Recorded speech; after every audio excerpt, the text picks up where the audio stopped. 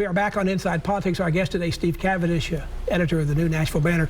Steve, just very briefly as we wrap up this stuff about Metro, is Sharon Hurd is the Metro Councilman at Large, is thinking about running. She would be the only candidate if she gets in that is black and is first female candidate. Why are there, but it's the great success that blacks and African Americans have had in Davidson County, why are there not more people running, and can Sharon Hurd be a major candidate? It's interesting.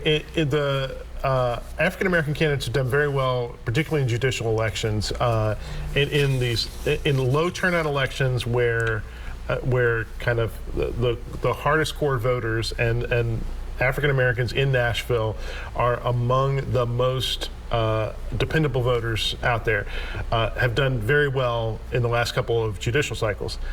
In a higher turnout election, it's a very important segment of the vote. It's not the most important segment of the vote. It was very important for her in getting elected to council at large. But you vote for 5 people in that race. But you vote for 5 people in that race, and so you can find a lane, and she certainly did. She'll be a good candidate. She's won countywide. She has a strong presence in North Nashville.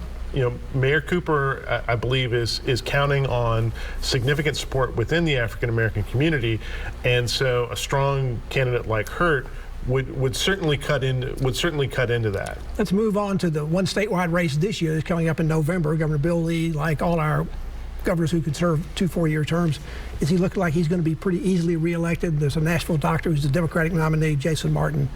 Again, underfunded, underknown. Underfunded, underknown, and not coordinating with the state party. I think he's kind of disconnected himself from the TNDP. Not that the TNDP was running a lot of successful statewide campaigns. But in the General Assembly, Republicans are going to keep their supermajority in both houses. No, not a problem. Not a problem. They redrew the lines to sort of make sure that happened. They redrew the lines, but in some ways, I don't. Normally after you redraw the lines like that, you would think, oh, well, they're going to pick up 3 or 4 seats or whatever. I think it's going to kind of all equal out.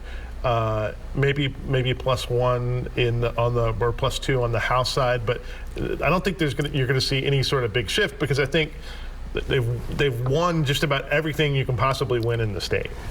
Davidson County's been divided up now into 3 different congressional districts. They're all going to be Republican, even though there's only one race in there that actually doesn't have an incumbent.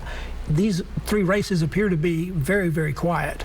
Very quiet, which is interesting, because that 5th district, and we talked about this a few months ago, that 5th district race on the Republican side was super hot, and a ton of money being thrown into it. And I think you'll see some of that kind of creep onto the air here, but certainly not the months-long war that we saw in the primary.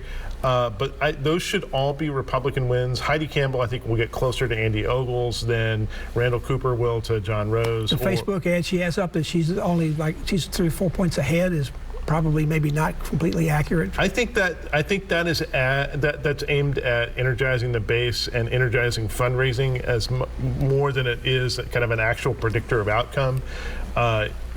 She would love to have some national money come in. And some national money has come in on the for Odessa Kelly's race against Mark Green, but ironically it came from Justice Democrats when they thought that they were going to try to unseat Jim Cooper. Since that race got split up and she's running against Mark Green in the 7th, there's been less sort of national help, and I think she's only got about $90,000 cash on hand. The 2 incumbents, Congressman Green and Rose, are both being singled out in New York Times investigations about what they've been doing with their stock investments. Anything Odessa Kelly or Randall Cooper can do to exploit that, they don't have the money to talk about it on a media campaign. You got to have money to reach people. There's not free media covering those campaigns in any kind of real way, and even with a digital campaign, which is less intensive than it is going on broadcast airwaves, it still takes something. I don't think they have enough kind of there to do it, and that issue looks like it's going to get pushed until after the elections in Congress. It looked like there was going to be a real push to ban this, to ban stock trading by sitting elected officials, and that seems to have lost some steam. So I don't know that you're going to have any national push helping them. On the national level, usually in the midterm election, the party in power in the White House and to some degree in Congress loses seats in the election, these congressional elections.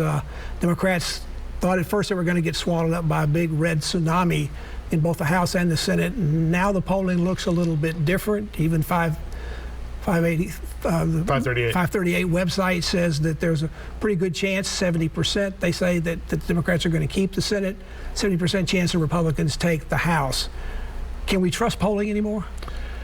Can we trust polling? We can in broad terms. I think we can see sort of kind of like the big trends within an election cycle. Can we trust polling to get it like down to, it used to be polling, particularly in the weeks ahead of an election, down to a point or two, kind of within a margin of error, you could tell what the race was. But because of more people moving to cell phones, because of more and not even having landlines, because of the vagaries of who responds to a poll, and Democrats typically respond more to polling than Republicans do. It's a real issue long term for pollsters, and I don't think you can look at anything right now and say this is going to be guaranteed the outcome. Steve Cavendish, thank you so much for joining us. I'm sure we'll have you back probably before November to talk about this some more. Thanks a lot, Pat. And thank you for joining us on Inside Politics. Hoping to be here again for a future show. If you can't get enough politics in the meantime, you can go to the News Channel 5 website. You'll find my Capitol View commentary there. New commentary posted every Friday afternoon. Enjoy the rest of your weekend, and we'll see you here next time. Goodbye.